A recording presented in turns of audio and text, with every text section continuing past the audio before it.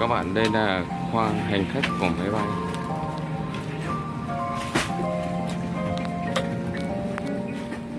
Quay tôi lại cho lên Facebook trước. Quay đưa lên YouTube.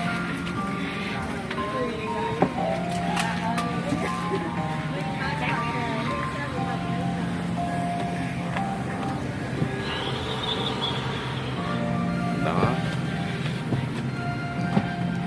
Đây là khoang hành khách 321 với một cái nối đi ở phía giữa và 3 hàng ghế hai bên.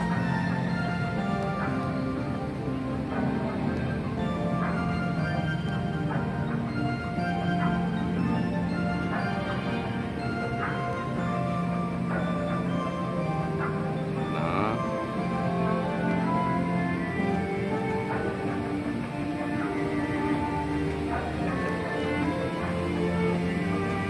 Đây đã được nhân viên vệ sinh làm rất sạch sẽ để chuẩn bị cho một chuyến bay mới.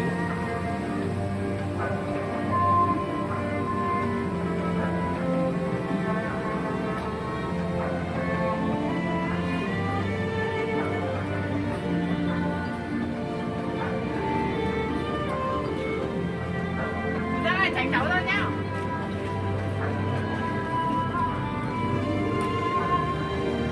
Đó là các cái nhân viên phục vụ trên máy bay.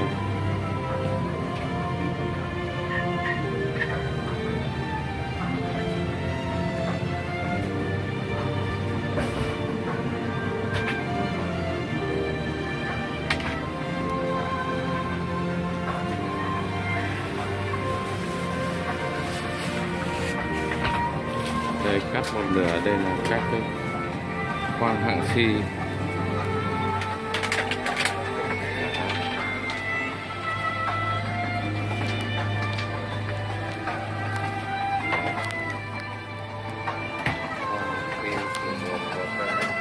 Bàn ăn này, có một bàn ăn này.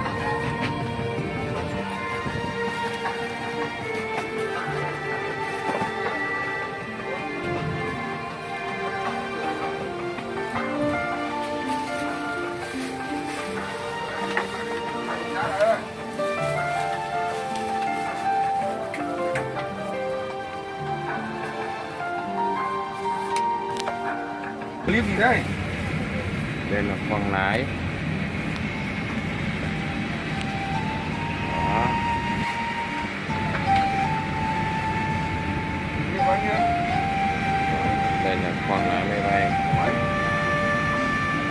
Đây là lái trưởng ngồi bên trái, bên phải.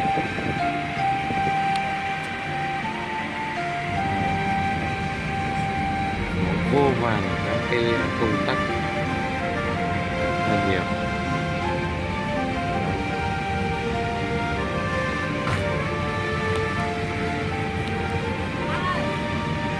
Rồi rồi. Xin lỗi rồi.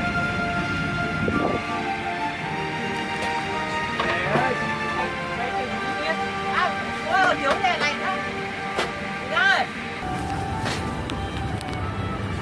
Đây là buồng vệ sinh. Đó.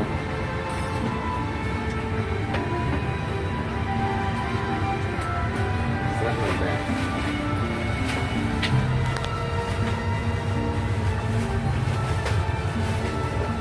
Đây là phòng.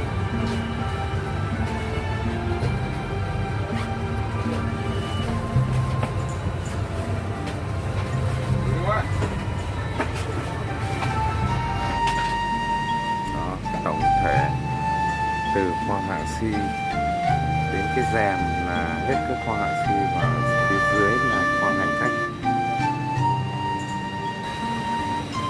Đây là khoang galley, là khoang bếp.